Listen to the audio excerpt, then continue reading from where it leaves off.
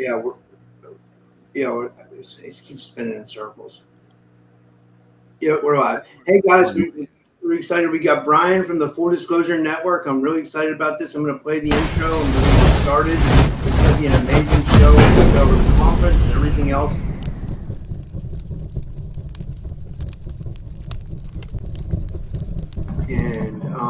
And then guys, I've been really like adamant about putting this subscribe thing up every show. And when I put this up, I don't mean just subscribe to my channel, but is it showing up? It should be the subscribe button. Yeah, this. Why is it? Okay. And the notify Yeah. bell. All right. Yeah. And that means don't not just subscribe to my channel, but subscribe to my Rumble channel and then subscribe to Brian's channel for Full Disclosure Network as well. It's important that you guys subscribe and put the bell on so you know when people go live. I'm trying to build my way back up. We're almost at 5,000 on Rumble, so it's getting up there. So yeah, Brian, thanks. And let me do a proper intro. Sorry. Today I have my good friend with me, Brian Singh of the Full Disclosure Network. If you guys don't know Brian, he's the organizer of the Full Disclosure Now conference, an event that brings together whistleblowers, experiencers, and researchers to share cutting-edge testimony and foster transparency in the disclosure event. Every year, it's about July 15th through the 18th, and I went the past 2 years, and literally both times I've had the time of my life. You know what I mean? That's a big thanks to you, Brian. It's been amazing both times. I mean, so thank you, first of all, and I'm glad to have you here, man. How are you? I'm doing great. I've got a lot of amazing news to share with you and our audience in regards to where the Full Disclosure Network and app and cryptocurrency is going, and then how that we're going to use those as platforms to help galvanize the movement and provide yet more structure and organization and networking and resources to everyone on the ground.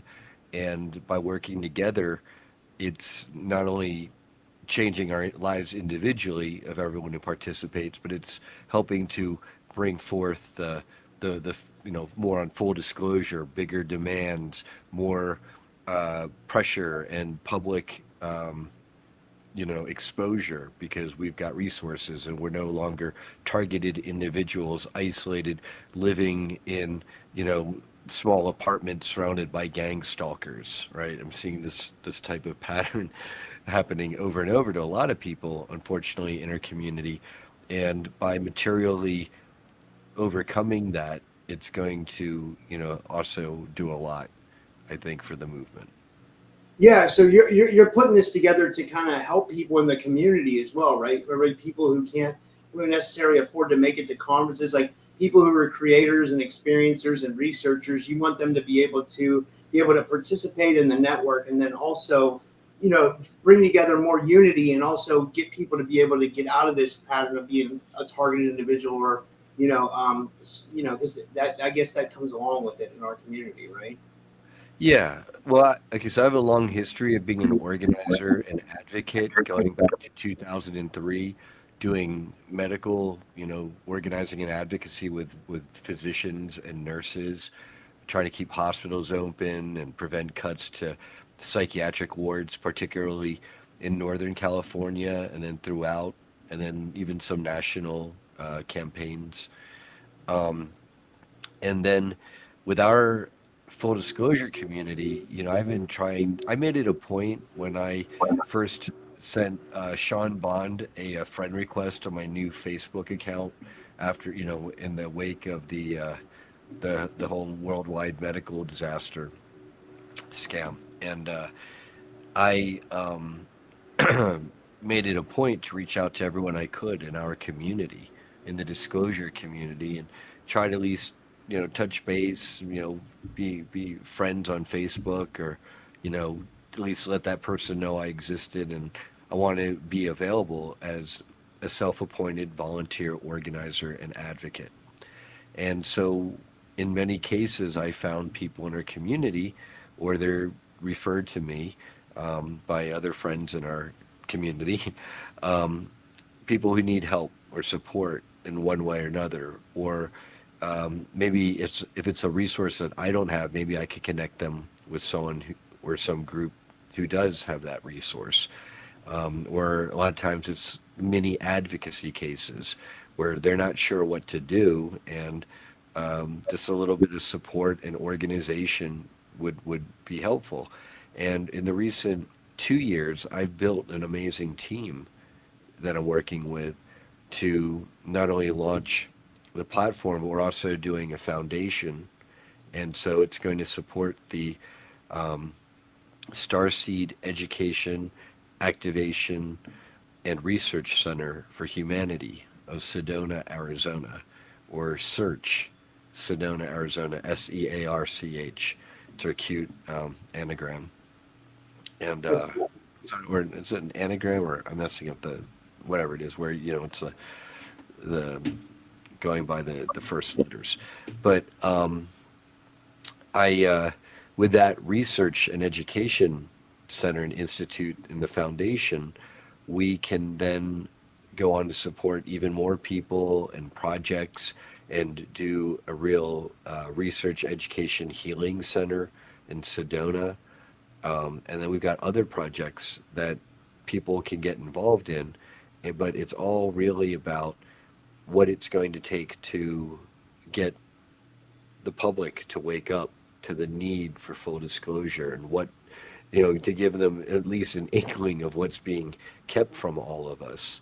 Clean technology to not only power all of our homes and vehicles, but to clean up the environment and have clean water, and the ability to do, eco agriculture on a grand scale, or all over decentralized grand scale, the way, say, farmer Joel Salentine, who does a lot of sustainable farming, would recommend.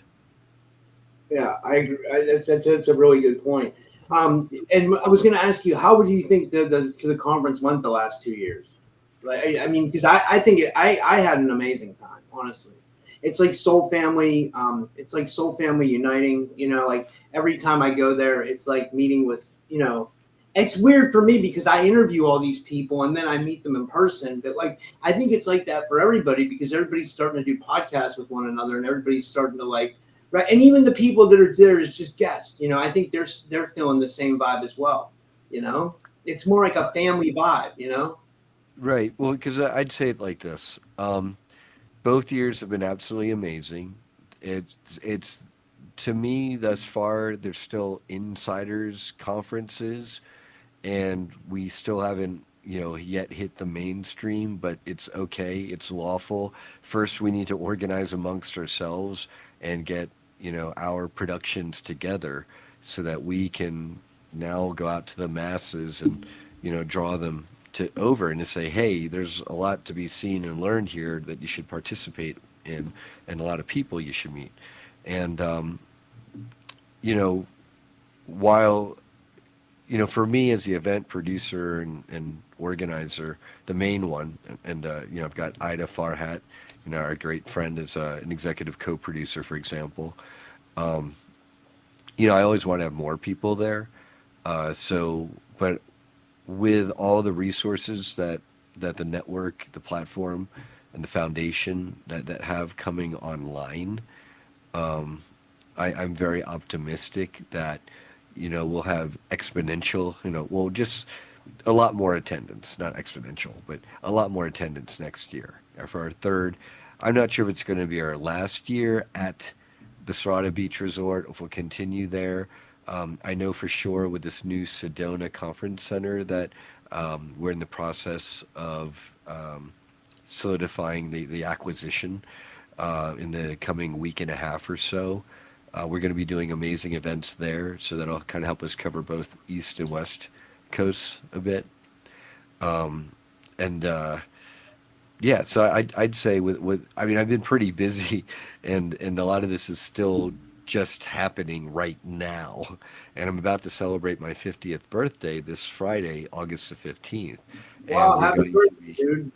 yeah, thank you, thank you. We're going to be celebrating, some of our friends at the, Center for I think it's like life development or conscious development. I forget the name of what it used to be called at 333 Schnebley Hill Road there in Sedona, Arizona. That's the address of the conference center.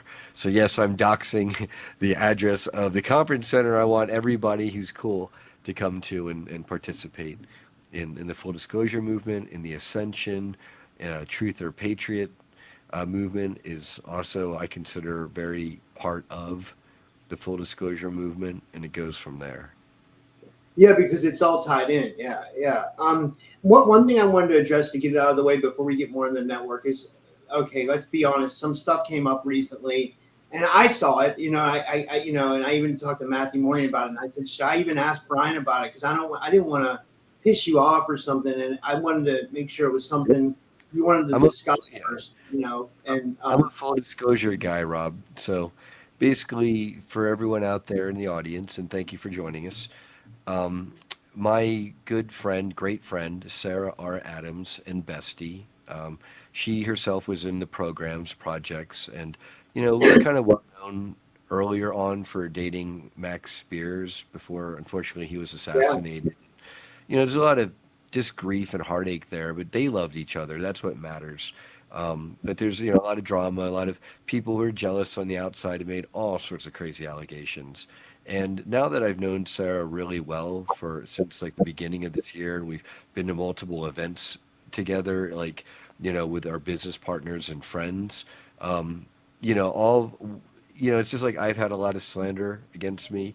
I was called a communist cult organizer leader on the that's cover of that dude. the. That's you had to laugh at that. But like for the people that know, like let me just tell you guys, like for the people that don't know, like Brian has been went out of his way to help everybody get to this conference. Like everybody that wanted to go, you went out of your way to help people, not just like financially, but arranging ways for people to get there, and like you know what I mean. Whether if it wasn't you, it was someone from your team, and like all I've known from you so far is that you have a good heart. You know what I mean? I know we all can get angry at times and stuff like that. You know what I mean? And I'm not just saying this because I'm interviewing right now. It's just I've gotten to know you over the past few years. I've come to your event. Like I know you like a good friend. You're a good friend. You know what I mean? I've smoked weed with you and like we've you hung out and stuff. You know what I mean? It's like I've never seen anything bad.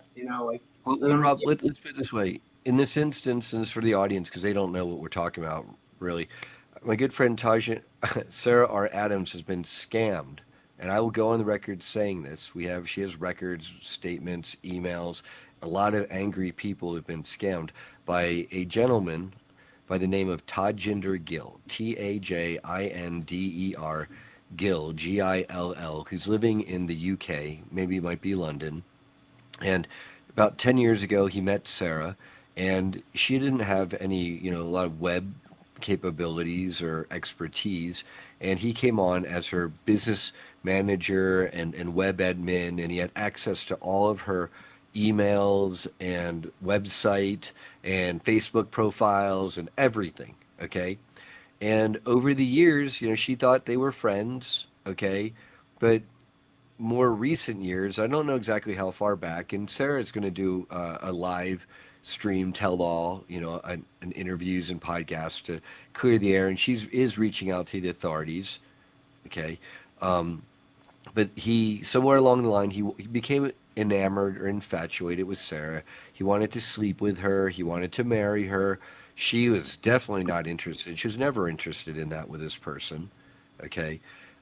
He then basically cut off contact or behind her back, and maybe while he was still in contact, but behind her back at some point, he began giving consults or selling consults in her name and collecting the money, not, of course, informing Sarah.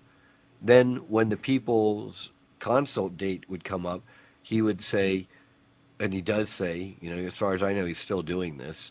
Oh my gosh, I'm so sorry. Sarah, I don't know what's gotten into her. She's gone crazy. She has took your money. I'm so sorry. You've been scammed. She's a fraud. Wow. And so I had this gentleman on the phone or on Facebook Messenger audio.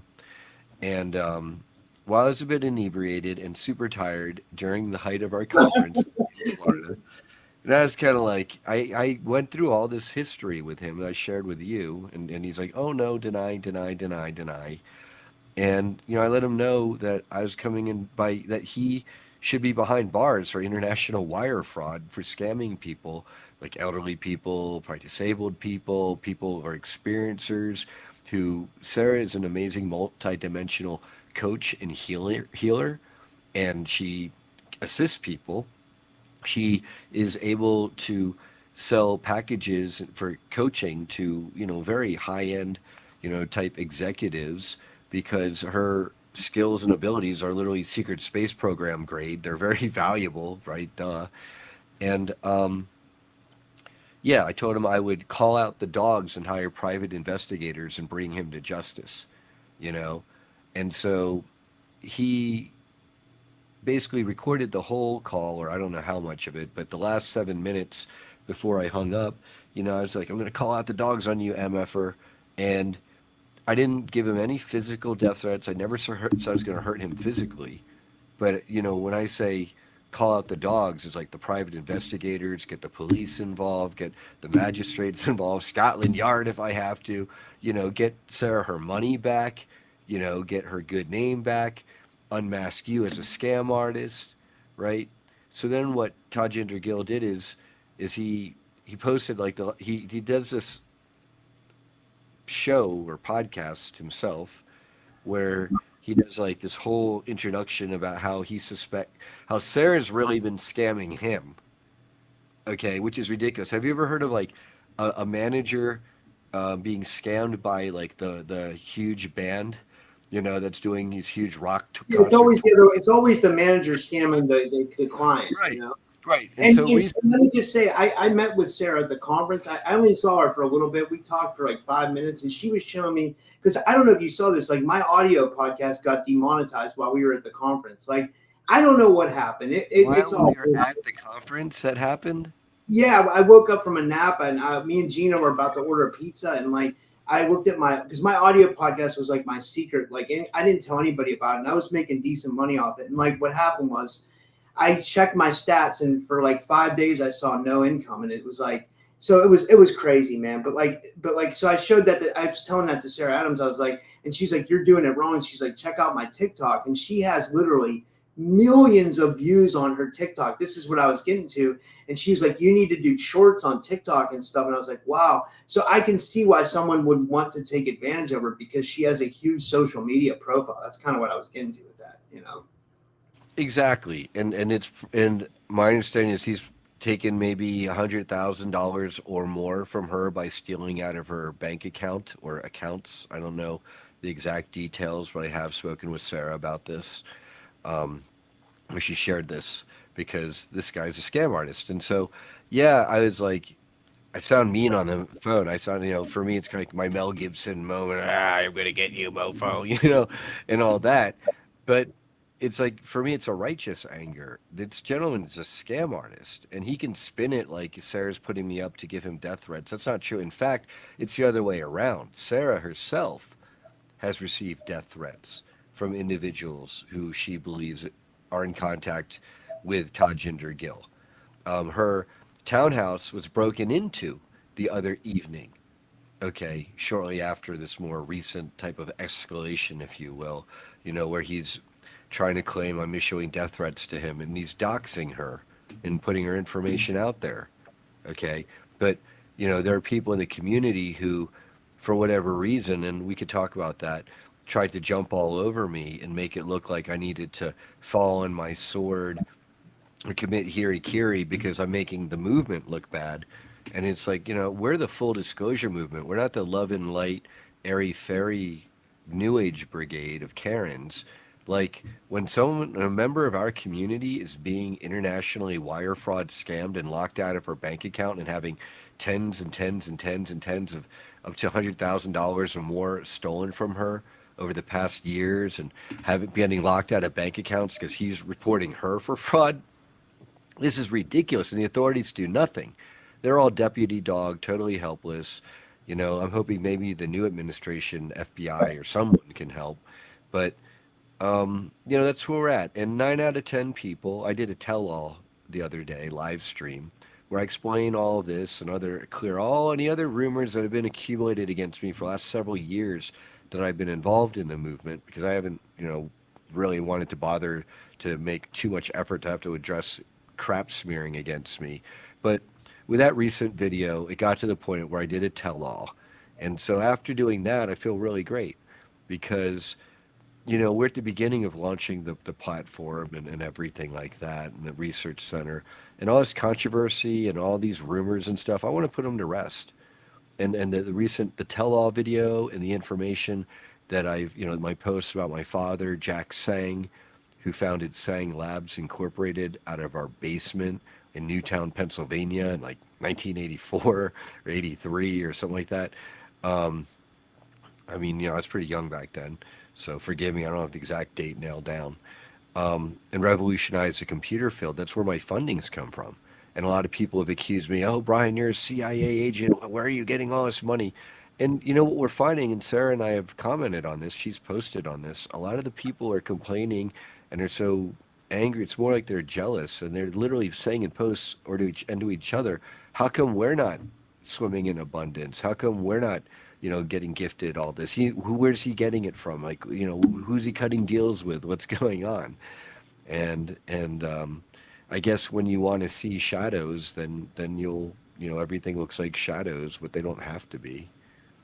That's a really good point. And it's crazy like how like rumors can kind of fly in this community. And I've noticed myself, if I don't like, I have to really stay grounded and I have to really think things through, because a lot of people tell me a lot of different stuff.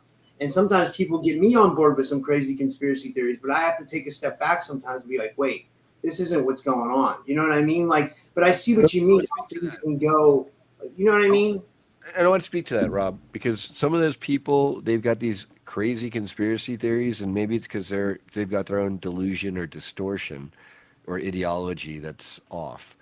But then there are other people where they're coming to you and they're telling you things that are really concerning about so and so, and they have their own agenda. And you start to see these patterns where they'll say something to you about one person, but then say, "Oh, but don't speak to that person. Don't say anything to them, and certainly don't say anything about what I just shared with you, because they're really sensitive about that." And then they'll go back to that person and they'll say, "Oh, Rob, he's got blah blah blah, whatever issue. Maybe you have it or you don't." They could be totally blowing something out of proportion or exaggerating something. You never know. I've seen it all. And then they'll tell that person, but don't talk to Rob about it. He's really sensitive about it. And then they start to do this go-between thing. And I've seen this multiple times. And that's, a certain narcissistic behavior and pattern, things like That's a that. really good point. And I think it's important that we have these conversations so everybody knows what's going on, and then we do it live for everybody to hear it. That's right. And then what organizers do is we're taught to bring it all out in the open and face each other without fear, without prejudice or bias. And I'm going to get you, motherfucker. No, let's just hear it out. Let's be calm, everyone. We're a family, right? Let's hear everyone out, and then it's always based on whatever our higher principles, values, and goals. So for me personally, is it in line with the movement's higher principles, values, and goals to be mean on the phone to scammers and threaten to bring them to justice, no matter how they want to spin it, and claim that he's libeling and slandering Sarah by putting words in her mouth and claiming that, she wants, him dead and she's sending me. And he's saying this publicly? That is wild. And then for like 1 out of 10 people, not even, but there's a small vocal minority, of new age Karens, men and women who seem to come out of the woodwork, who are just like, they're up in arms like it's the biggest deal. And they don't know explanation's good enough. And Yeah. then, but each of them tend to have their own agenda. And like one, you know, uh, in particular, I'm not going to name her name, but she's thrown a lot of failed events, and people apparently her events people didn't get paid, and they had to rally the second time to make sure they got paid, and this person stepped to the forefront, and people are like, why is this person so aggro for you? Well, I suspect that there's this kind of thing where like how hunters when they go to Africa, I've been using this example with a lot of our friends in the community, and like they shoot a majestic lion, and I'm a Leo, so I kind of identify with this. I'm not so majestic, but whatever.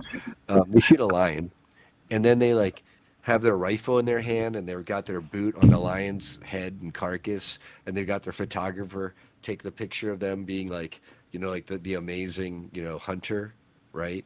Yeah. It's almost like, and then they put that lion's head on their wall, and it's a trophy. It's like they're like implying that they're a great person because they, slew this beast. Okay. And so if people can like humble me and make me love and light again and not be mean to the poor scammer artists and all that, then like, wow, like that's a notch in their belt. They showed Brian, right? And for me, it's kind of like a backhanded compliment. Okay. I'm being acknowledged as leadership to some extent in this community, to the extent that they might want to, you know, take my spot. But if you want to take my spot as first of all, you don't have to take my spot. There are so many spots. There's so much work to be done. Earn your way. Help people in the community materially, not just talk. Um, Organize events. Don't gossip about people and spread bad blood. Bring people together. Advance the movement. Build platforms. I think these are all good things. If anyone wants to criticize that, if you really want to have a debate about why I can't be angry on a messenger audio call that he taped, recorded without my permission, and then totally spun his version and narrated that, and then stuck it on YouTube, right? And then put words in mine and Sarah's mouths. But I'm the bad guy. Well, what Sarah and I and others call that is gaslighting the victims and supporting the abusive scammers against the people who are victims. One person out there, you know, uh, she's a real ace. She said, well, I saw pictures of Sarah with this person Tajinder for years, and they look like they were close friends. Almost like it's her fault that the guy turned on her and ran away with all her stuff, right? Because she should have known better because she's so psychic. You know, well, sometimes the abilities don't always work like that, and lots of us, yeah, we might be psychic, we have abilities, we get bad feelings, but we still like to give people a chance. And then for people to bite us that badly, yeah, it happens. You know, Yeah, and a and lot of times you don't think a friend's going to do that. Like I know I had Sarah on my podcast before, and I had to go through Taj to set up the podcast. I remember, and so he was actually setting up podcasts for her in the past. I remember, so they had to be pretty close at some point. So she probably trusted him a lot. yeah, You she know, did. She trusted him with everything, and then at the point where she didn't want to sleep with him, and then he became obsessed, and he began messaging everybody that he thought she was sleeping with or dating somehow, including me, who I'm best friends. We have like a brother sister relationship with Sarah. Okay, we're like gonna be housemates. We're not roommates, housemates. And and I'm going through a separation of my own, and she's been a great sister and very supportive.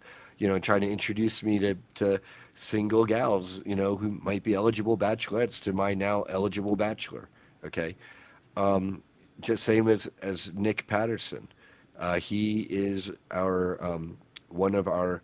He's a business manager to her and a great supporter, and he does a lot of digital promotions and marketing for me. She recommended that I work with him, and I've brought him onto our team for the Full Disclosure Network, and he's been amazing. Well, Tajinder has been messaging both him and I messages about how we should be careful about Sarah R. Adams, and she casts black magic on people, and she does this, and she's a fraud, and blah blah blah. And both Nick and I, we're like, what is going on? Who is this guy? Like, what is his deal? Okay. yeah. And it's taken Sarah herself a while to piece together how much damage he's done to her behind the scenes with access to all of this stuff.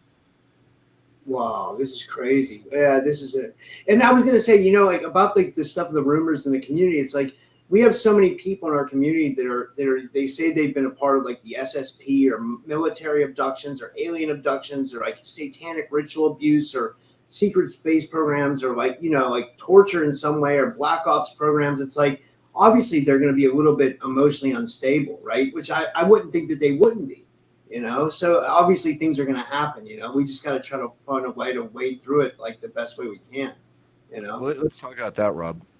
What I'm finding, this is my personal experience, and it's like anywhere in life, is that the people who've done the most shadow work and look into their mirror and confront themselves and call themselves out on their own BS, those people tend to not be so susceptible to the voice control and scalar attacks and other whatever. They've got less holes in their astral etheric armor, if you will, Yeah. for the enemy to exploit. And being in our community, the stakes are very high.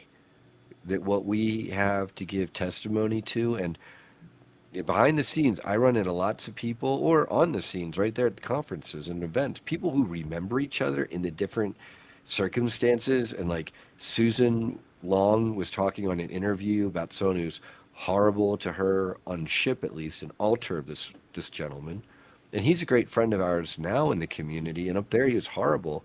And then now, and they remember each other. He doesn't, he's admitted to her that he was horrible to her, and he does remember how bad it was. Okay.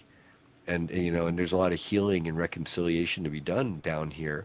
And if you haven't done your shadow work and you've got a lot of unhealed trauma, and then because you're unhealed, maybe in a place where you're projecting your trauma on other people and turning them into the abuser when it really wasn't them, but they're triggering, you know, at that point, or it's going to go badly. And so it's okay from a community standpoint, but it also from a movement organizing standpoint, it also shows who may be a little bit less steady in the service. And, those people who want to claw for leadership positions because they want to be the leader, not because they want to like work hard and get shit done for all of us to achieve our Star Trek future, then, you're going to know all of us by our fruits or our lack thereof, or if we've just got bitter grapes that we're crushing into wines. That's a good point. That's a really good point. Yeah. Well, let's talk about this. Let's talk about, so what is the future of the Full Disclosure Now network? Like, since we have all that out of the way now, like, I mean, because it sounded like you mentioned a lot of good things at the conference. You mentioned the cryptocurrency, you mentioned the network, a lot of stuff going on, right? Yes. So not only do we going to have the Sedona Conference Center that's very well known, people like Deepak Chopra and Dr. Greg Braden and all sorts of people have spoken there over the years. Um, that's going to be the physical now, as well as what I would consider the spiritual heart and soul of the full disclosure movement, if I can help it. We are going to continue. So part of it is I'm relocating there. We're going to set up whole studios there so we can do live, like really more high-end interviews and production there. And we're going to do retreats, and we're going to we're putting together a board, a science board, and then once we have enough MDs, or if we already have enough MDs, it'll be a medical board as well, for our center to have some of those cutting edge healthcare technologies and vet them, make sure that they're safe, not dangerous, and work really well, and then how we can combine them for the individual who's seeking healing so that we can deal with like clearing energetic implants and nastiness that's been put onto the people, or helping to clear calcification of the pineal gland, or how to upregulate genes that have been downregulated, and the person's like not healthy, but if they were in this optimal harmonization, it would do wonders for their systems, and we're going to document all of that and make it available for, what's appropriate for the world to see and share with, so that we can advance the alternative medicine, advanced medicine aspects of the full disclosure movement, because a big aspect is getting access someday, hopefully sooner rather than later, to literally ET level medical bed technology. Okay, if we advance as a civilization spiritually enough where they would be willing to share that with us openly that's a major goal of mine personally. And I think, and a lot of people that I've spoken with. There's more. We're going to continue with the conference series and spread it out even further. We're looking at supporting Trevor Grassi and his colleagues, including the Filippo Biondi, Armando May team of Italians.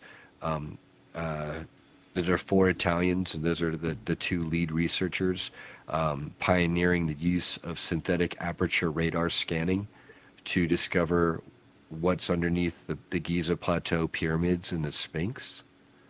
And our foundation can fund them in that endeavor, and then the network can film that, and we can even perhaps bring people on tours there to be underneath the pyramids, or maybe we can discover what's underneath the left paw of the Sphinx, Yeah, which that'd be Edgar Casey and maybe Toth with his emerald tablets alluded to there being the halls of Amenti down there or something. I'm not sure exactly what's supposed to be down there, but there's supposed to be some kind of high-tech library down there of knowledge and wisdom.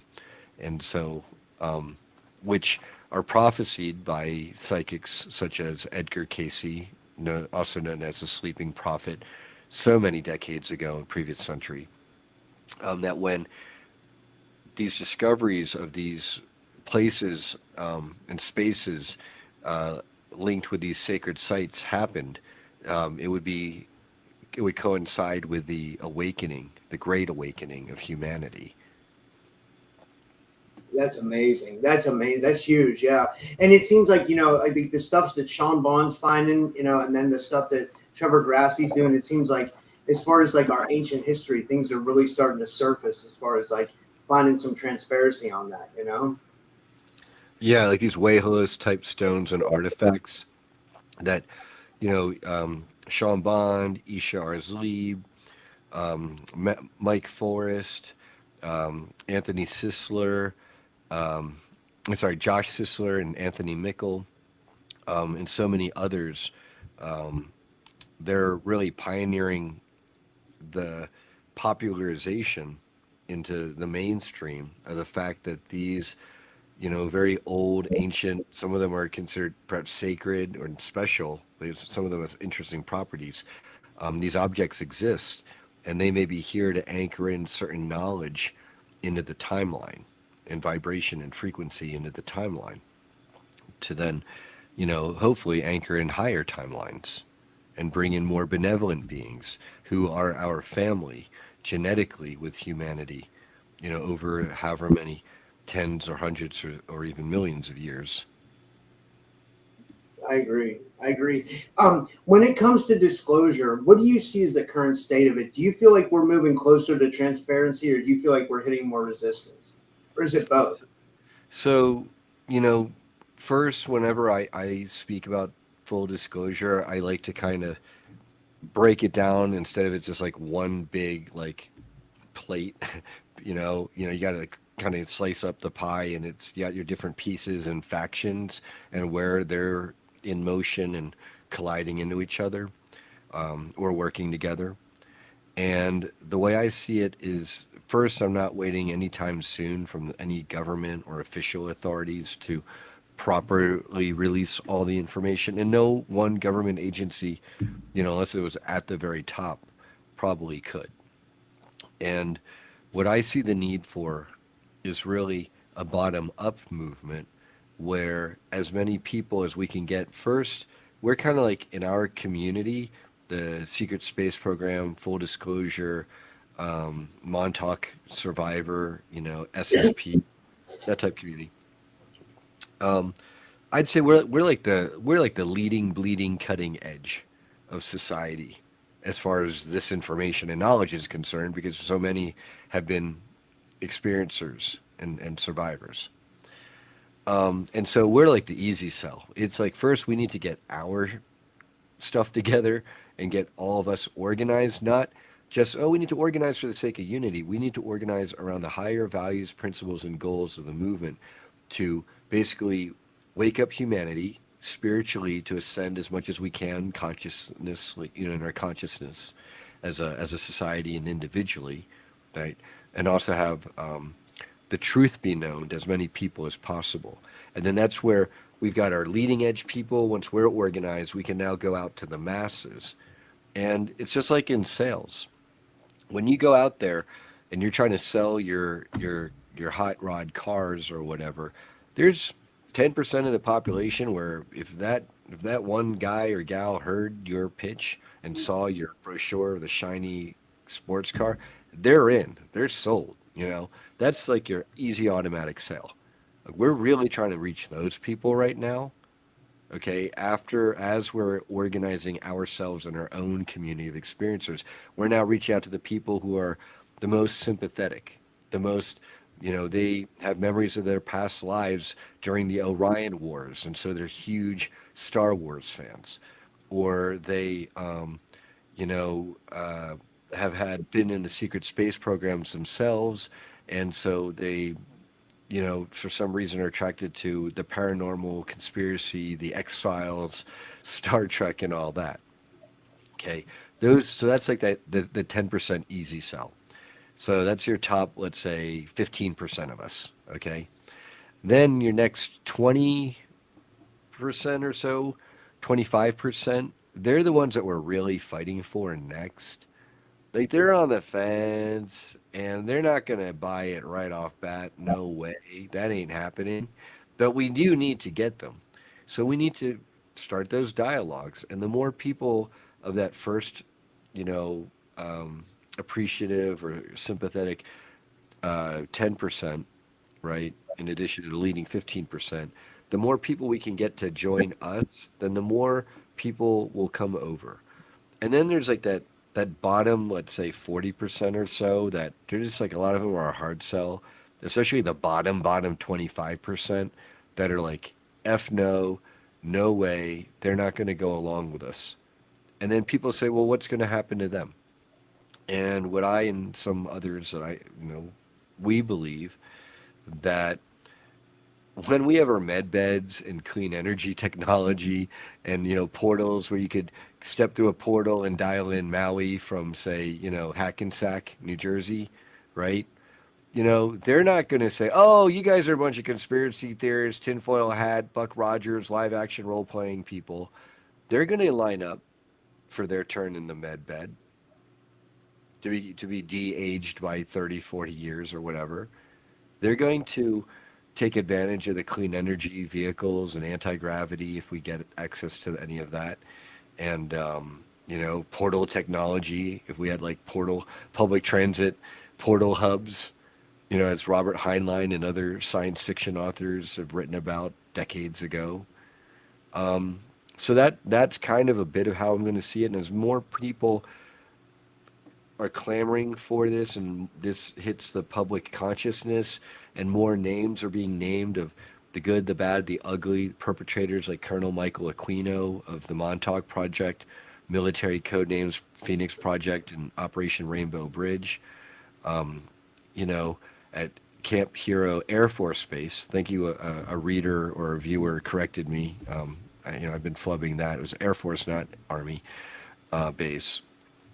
Um, then then that'll put more and more pressure on the government and the military and the rogue groups who are trying to hide this. It gets a lot harder when names are being named, when we're pointing out where the military bases are and their entrances and what's going down there and which politicians and celebrities are involved in which rituals at which places. Because these bases, you know, are unfortunately have been under the hands for the longest time of the negative elements, you know, and if there are any white hat forces, we need to support them however we can. Yeah, I got a question about this. So, who do you think is holding us back the most from our Star Trek future? Do you think it's the ETs themselves? Do you think they think we're not ready for it, or do you think it's strictly the military-industrial complex that they have the technology already in the dumbs and they just don't want to give it to the public? It's a sheer level of brainwashing or mind control, indoctrination, matrix distortion that the vast majority of like we all live under it, but so many people are just so. I mean, we're all suspect to it. We're susceptible to it. where, the other side has imposed so many rigid structures, taxation, a crappy medical system, a Targeting. 9 to 5 work slave system and impossibly expensive daycare that just doesn't work for anybody. And they destroyed the tribe and the village and turned it into the nuclear family, right? Yeah. Until we spiritually deal with a lot of that and societally deal with that and raise our conscious awareness of the fact that these ETs exist and who they are and which factions want what, the good, the bad, and the ugly, that may or may not be in line with what we want. Even some of the positive ETs, they still have their own agendas. Okay, and then there's the butthole Anunnakis who they just want to sleep with Earth women. That's their main agenda right now. They want to stay in access with humanity. Apparently, this is what I've learned through Audrey Walters and David Purcell and others. Okay, that's what they want. Yeah. A big driver there, and that's not cool, obviously. So, yeah, what's holding it back is the lack of awareness in general society doesn't really free the positive galactics up to just come on down and peek their heads out of their spaceships, and wave at us. Because at our current level of consciousness, the ETs, they probably believe that there's not that it would be, but there's a chance that there would be, or a good chance that there would be enough mass mayhem and hysteria that it could be really bad. And they play a long, long waiting game, the good, both sides, light and the dark, of this has been going for thousands of years. So for all of us, we're like, why? When's this going to happen? When's this going to happen? Because our human lifetimes are like, puffs of steam out of a kettle compared to some of these beings, and they don't want to mess it up either way, and so the positive galactics don't want to force it, but they want to assist, and they themselves say this over and over again in channelings and messages. Yeah. And then my next question for you is about targeting. Like, if you had to guess, like, who do you think is behind the targeting? Because, like, for example, me, like, I've been hit where, like, I just get weird shit happen to me, but then, I get demonetized and censored. And I'm not the only one. Like, I talked to, like, Piper Paprika at the conference, and she said she's had, like, 3 or 4 Facebook shut down, and, like, she had to get a new one. So it seems like they're really still doing this, like, censorship, targeting shit, demonetization. Like, do you think that's like the archons or negative ETs, or do you think that's the government again, or do you think it's a mix of both? Like, if you had to So, guess, so and do you let's. think they'll ever? It's like this. There's different levels of targeting and infiltration and attack and censorship and banning. What you've got in some cases is your garden variety censorship and banning on platforms like Facebook and YouTube, where if you say the wrong key code or keywords, okay, the algorithms are going to get pissed off. They're going to flag you. They're going to throttle your viewership, and eventually they'll can ban you for longer periods until your account's totally blocked and shut down. Yeah, Okay, so that's your garden variety aspect. And is that controlled by the archons? Yes, they control the World Bank, and they order around the Committee of 300 and whoever. You got like the Black Sun societies and these Illuminati type organizations and groups. They're the ones through BlackRock and Blackstone um, type ventures get to own and control huge amounts of Google, Meta, which owns like YouTube, or I forget who owns YouTube. It might be Google. Yeah. And then they have influence. So that's just like they can just automate messing with us at that point. But then there's the other, even much higher direct level of attack and targeting, where they will literally send in agents to mess with our lives. Maybe they'll voice to skull yeah, people in our family who have mental health issues already and are susceptible to voice to skull voices appearing in their head, and they'll listen to them. And then now that person in your own family can be used against you. So that's the level of targeting. They can. Uh, probably mess like with your, oh, they can threaten to take away your kids through child protective services because you're saying crazy things online and they're worried about the health and safety of your children. Okay, so all of this is, I mean, that's a huge threat to people, potentially, having your child taken away and thrown into the foster system because you are trying to tell the truth of what happened to you in space, which is the last thing the negative other side wants. Yeah, yeah, it's crazy, right? It's like we're in a battle, It's like an ongoing battle. It seems like. I mean, it really is. It's like the front lines of spiritual warfare. It seems like, you know. It absolutely is, and it's spiritual warfare is first, and it's as above, so below, as within, so without. And the light has already won in the higher realms, is what I believe, and a lot of people, and we're seeing a lot of abundance and prosperity starting to flow in, and it's kind of like the light has won, but we still have to come through the darkness, and make things better and rebuild, have a new earth the way we want it to be, and so that's going to take time. Um, I'm sorry, what were you asking again specifically? But Uh, about the targeting, but we can even move Target, to yeah. something else because you Because, kind of addressed it. Yeah. yeah, but with the Sorry. Go ahead. targeting, yeah, with the targeting, there's also much heavier psychic level targeting and attack, and then where they may try to cast occult black magic spells, And then they hit people with the direct energy weapons too, direct right? energy weapons. Yes. I had a woman in my Discord group.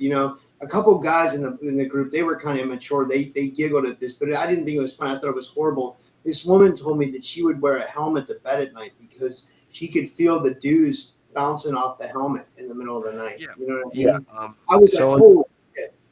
yeah, well, what this one person, first of all, Penny Bradley and others talk about wearing the EMF blocking caps, and that helps take down a lot of the voice to skull. And then someone else said that I've spoken with recently, she said that in addition to that standard or more, EMF blocking wear that people are familiar with out there, you also have, she wears in addition to that an MRI machine, an MRI technician cap, which also is made to block a heavily like magnetic, it's to shield you. And so she'll wear both. And she says that works even better. So I know it sounds silly, but I mean, it makes a lot of sense. If someone's trying to like do a remote control and keep zapping you, and you shield yourself, why wouldn't that make sense? Yeah, yeah, that's a really good point. Well, we've been going almost an hour. I was going to ask you, is there anything else you wanted to cover that we might have not covered, or is anything else you wanted to address before we Any, go? any comments? Let me see. I haven't even been looking at the comments at all. Oh yeah, Uh, if you guys have questions for Brian, put them in the chat. I haven't been looking either, but yeah, we can take a couple questions. That'd be if you want to. Yeah, that'd be cool. Put your questions in the chat. I think that we've been doing good at Matthew moderating. Mornian of RememberYourMission.com is out there, and he and I are having a great laugh of all the people who are throwing around terminology like flame holders this, and enlightened beings only do that. And it's like, really? Like, was Yeshua nice to the scammers in the temple? Was that the example he set? Did he invite them for tea and roses, or did he flip their tables? Right? I mean, oh, and then there are people like, well, he's a bully. That guy's terrible. It's like, well, I mean, I guess you could look at it that way. Yeah. He says this is Lily too. She says this is a comment. She says from Rumble. Thanks for watching on Rumble, Lily. And she says I'll just put it up on the screen. She says Brian and Rob, you're correct. There are millions who need extra awakening push. I hear by 2030 here will be help. What say you? I'd say by 2030, and hopefully, if we can accelerate the timeline by awakening more and more people to understand on a much more detailed, higher, confident level of what's really going on versus the debate of UFOs versus UAPs and do non-human intelligences even exist. The more people who are at the level of like, oh yeah, there's the Arcturians and Andromedans and Rigelians and and the Palladians and the higher density versus the lower density Palladians and the different agendas that they have. When more of society is speaking at that level, that will pull forward that 2030, I believe. Maybe perhaps as early as 2027, and I think that's with me being really optimistic, but hopefully by 2030, like, come on, I hope so. Yeah. This is from Sovereign Cosmic Wildman. He says, have you tuned into Ishmael Perez? I'm going to put it up on the screen. This is taking a second. He says, has he tuned into Ishmael Perez's recent White Hat reports, and does his info ring true, do you think? So I have not tuned into his recent White Hat reports. So I don't want to comment at all if his info rings true because I haven't listened to it. So I'll just say no comment on that. As a person, I like Ishmael. I've seen him around at events briefly. And so, but yeah, I can't comment on his stuff because I haven't followed it. I'm so busy. Like I've got a lot of friends who send me lots of their content and stuff, and I don't get to watch it. Or boo-hoo, right? I'm happy busy. Or we'll throw our conference, right? I'm so busy, it's not like I'm getting to sit there and listen to their presentations, right? Maybe on the replay, which will be coming out in several weeks. My team is processing all the footage and stuff. Yeah, and I was going to say, it seems like there's still a disconnect between our group and the mainstream UFO group. Like I mean, like for example, like the other day I interviewed James Gilliland from ECETI Ranch and Peter Maxwell Slattery, and I thought that was good because they seem to be more in with like the mainstream crowd, but they kind of blend into our crowd too. And I was like, man, if we can get the people to unite, that'd be amazing. Like we're all thinking on the same, we're all thinking on the same. I don't know, wavelength, I guess. We're looking. Well, we can look at how we can network and leverage the resources and connections and that we already have. James Gilliland, great guy, great gentleman, is up there in the ECETI Institute in Oregon. Yeah, yeah, it's somewhere in the West Coast. Yeah, it's like Yeah, Mount yeah, Adams. Right? Mount Adams. yeah, yep. And if we could coordinate retreats with the ECETI Institute and then with what we're doing in Sedona and our conference series and, in the retreats, and maybe we could cross promote events. We could have like a full disclosure type network up at the ECETI Institute's land, their ranch, ECETI Ranch. And then likewise, we could host the ECETI Ranch, and all their group down in Sedona at the Search, Sedona, Arizona, Starseed Education, Activation, and Research Center for Humanity of Sedona. Yeah, that's great. That would be amazing. That would really be good. Derek thinks so. I mean, a lot of the mainstream UFO people have Peter Thiel backing them. I don't think he means James or them, but like he means some of the channels that you see take off on YouTube. Like, do you ever notice that they'll promote some of these mainstream UFO channels and they don't get censored or anything? And again, I'm not referring to James or anybody like that. Those are limited hangout platforms and channels. So Yeah. they'll talk about the latest UFO footage, but they're not going to really go into the secret societies and a lot of the real quote unquote controversial stuff. But that's where we have to go. Like that's why it's controversial. It's because it's so close. It's the truth, or it's so close to the truth, and the authorities don't. The official line is doing everything it can to discredit the truth. Yeah, yeah, exactly.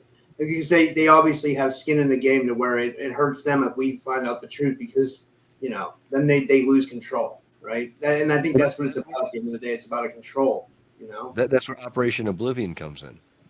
Project of Women, yeah, yeah, Olivia James and Misha Johnston and others have uncovered where the other side's handlers and programmers who get assigned caseloads of us out here in society, um, they're messing. They're a paid organized effort to mess with us. yeah, yeah. And I think that's why a lot of people are being targeted and stuff like that. Um, Because we're making a difference. They themselves told us through Olivia James, who had remote viewed some of the handlers attacking us. And apparently they're known as the Princeton Group, and they were somewhere near Atlanta, Georgia.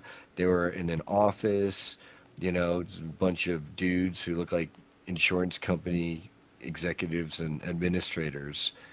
And she got to telepathically speak through one of their operatives with their leader. I think his name is Dennis Pearson or Donald Pearson. And he basically said, you in the full disclosure movement, for the longest time, all of you, and he's talking like decades, going World War II, the Roswell incident, um, have been a fringe minority, being made fun of as wearing tinfoil hats. No one in the vast majority of the public cares or cared what you had to say or paid attention. And generally, hey, Steph, Marvel Bliss, yay, would make She fun of. has the best table always. Every time I give her the credit, she has the best table every year at your conference. I mean, like, she always comes with the best stuff. I think this year I bought some Florida water soap off of her, which I thought was pretty nifty thing. And she always just has a really cool table. I love Steph. She's awesome. Well, Marvel, if you need help fleeing any fires and you want to be flown out for my 50th birthday in Sedona at a party with the others joining us, reach me offline. Let me know. Yeah. Well, but what we were talking about before about the Targeting, handlers, the targeting the handlers, right? But now, okay. With the movement, we've been gaining a lot of ground, a lot of traction with the public, where people are giving us more attention, and they're starting to give us more credibility. And this is actually interfering with the ability of the other side to just keep doing their programs as they've been doing them. And so they're making it a point with Project Oblivion to try, in their words, oh, we're going to crush you, but they're trying to mess with us. And the only reason why they're doing all the targeting is because we're getting the truth out there. We are effective. And then that's where you start to see maybe some of the people coming out a lot, like who are just really wildly going aggro, they're super aggressive beyond normal. Well, maybe they might be getting hit with voice to skull to be wreckers in the movement. And there are people like that people who have been, I'll say their names publicly because they've been issuing death threats to many members of our community. Jesse Balk, for one, was recently arrested for death threatening the police. And is while the local, oh yeah, while the local basically for years he'll message people when he gets angry at us because we're not giving him enough attention. I'll come f you up, cut your head off. I was Alexander the Great and past life, whatever. And people thought these were no one was doing anything about that. It's not like but it's like no one was going to respond on our behalf because he's death threatening us.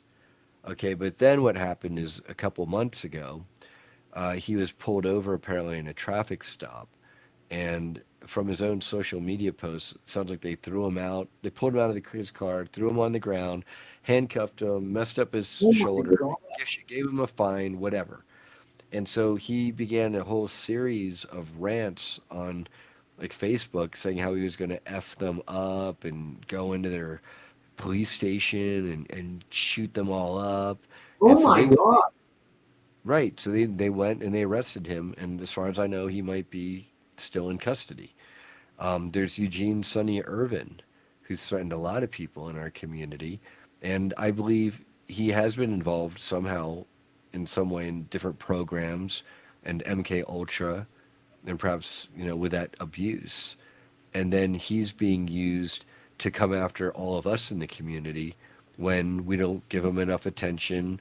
We don't make him like, he's the lead white hat guy that we all need to follow. He flips out on people. Oh, can I ask you a question? I got a really good one to ask you. One little thing, like the conference went amazing, by the way, but like for the most part, right? There was one little thing I happened to be there when it happened. That girl, Randy Kramer didn't like what that one girl was saying, and then he kicked her off this, or didn't kick her off the stage, but he took the microphone privilege away from her, and then people got mad at him, and then he kind of stormed off. But then other people told me, because we all hang out outside, and that's one of the things I love about the conferences, that we all can like kind of commune outside the meetings too. Someone told me that girl was like an agent. But see, this is what I mean, Brian, about how, rumors get started. That girl could just be someone who's just sharing her testimony, and Randy Kramer could have just got upset. It could be just a big misunderstanding. It doesn't have to be that she's an agent. I mean, I don't know, No, let's go even deeper into than that, Rob. My feeling, it's not that she's an agent. What it is she's real. She does have abilities. She does get downloads and messages. But sometimes the downloads and messages are from imposters and imposter groups, and they're bad messages and they're distorted. And I think that this person means really well, and she's a great person, and she is very gifted. But Yeah, I right agree. now, she's kind of in thrall of some negative entity or attachment or whatever that might be giving her a distorted worldview. And then when Randy called BS, he wasn't very gentlemanly about it. He just straight up said, I call BS. And then it looked kind of like it became kind of a circus from there.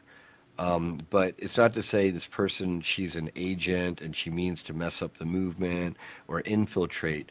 I think it's more she's a member of the community who's under attack, perhaps, maybe, there's one thought. And as part of that attack has come a bit of confusion, okay?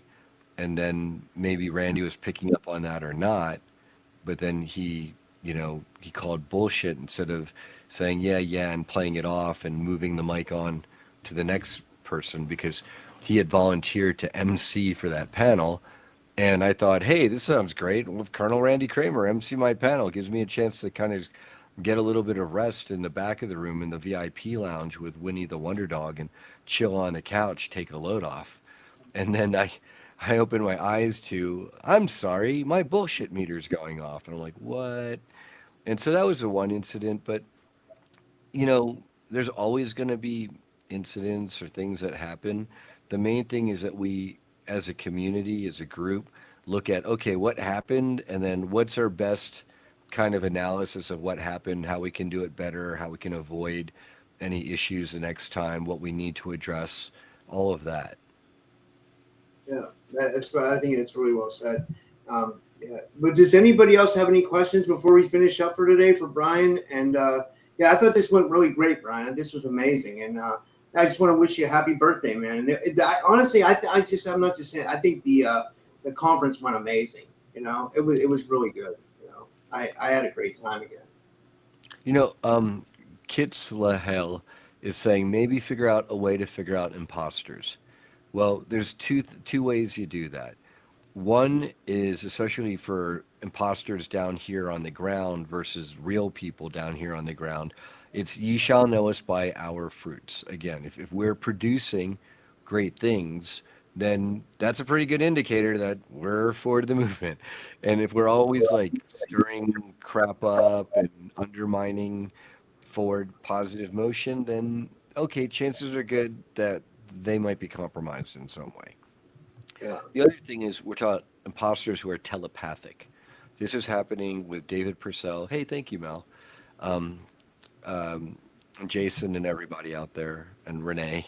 Um, where these telepathic imposters were posing as Galactic Federation Council members and approaching David Purcell and Audrey Walters and trying to convince them that I, Brian the Solar Bee, shouldn't be involved in things like the Council on Human Sovereignty that we recently all formed. They were trying to telepathically tell David and Audrey that they thought my daughter, my baby daughter, Crystal, should, once she grows up, maybe she'd be more suitable because she's more of a hybrid, and I'm too erratic and unstable, because I smoke weed or something like that. And that really set alarm bells off for me because hey, I'm like, I haven't been doing that bad a job, and I don't feel like I'm like some erratic stoner or like can't get anything done or, whatever. And like, oh, yeah, it's convenient. Let's just wait for my baby daughter, who's like 11 months old, to like grow up. Then someday she'll be on the council. That's all. It was really strange. So I said to David, hey, David, this council member, what's her name? And so he's like telepathically communicating with her, and she says, he's like, her name, he's like, I'm sorry, you saying her name's Gianna, right? Okay, and he's like, yeah, he's telling me this Gianna person, she's coming in really faint. I said, okay, David, why don't you ask this Gianna person, what's her last name and who is she with? And then she just like got more faint on David, and she just like took off, and then she Yeah, has not reappeared. Okay, so if it's a handler. message, what's That's a that? handler. That's a handler. You know. Yeah, it's a handler because if they're trying the positive galactics and angelics, they're always going to give us information, wisdom, love, learning, but they're never going to say, "Oh, don't go with this person or do pick that person," and be really specific about it. Okay, that's not their job. In fact, it's like a violation. That's like someone who's already been through that college course standing over your shoulder during an exam and pointing out the right answers. That's not cool. Yeah. Yeah. I agree. I agree. Yeah. Um, I was seeing if there's any other questions. Mm. And this is a really nice comment from Lily from Rumble again. She said, keyword is we all need to work together and help each other awaken. It's a road worth traveling. She said, thank you, Brian. Yeah, my pleasure and honor. Thank you, Lily, too. Thank you, everybody out there. Thank you for having me here once again, Rob. Um, in my name tag, my digital name tag here, fulldisclosuremovement.org, fulldisclosure.network. There's also fulldisclosure.live with the blog, which I've severely fallen back behind on. But once we relocate to Sedona, Arizona, to search Starseed Education, Activation, and Research Center at 333 Schnebly Hill Road. We will be much more in earnest launching the platform, doing the blogs, the live streams, the interviews, and the events and all the other good things. That's awesome. Well, yeah. Well, thank you, everybody, for tuning in today. And thank you, Brian. And yeah, we'll see you everybody soon. And have a good night, everybody.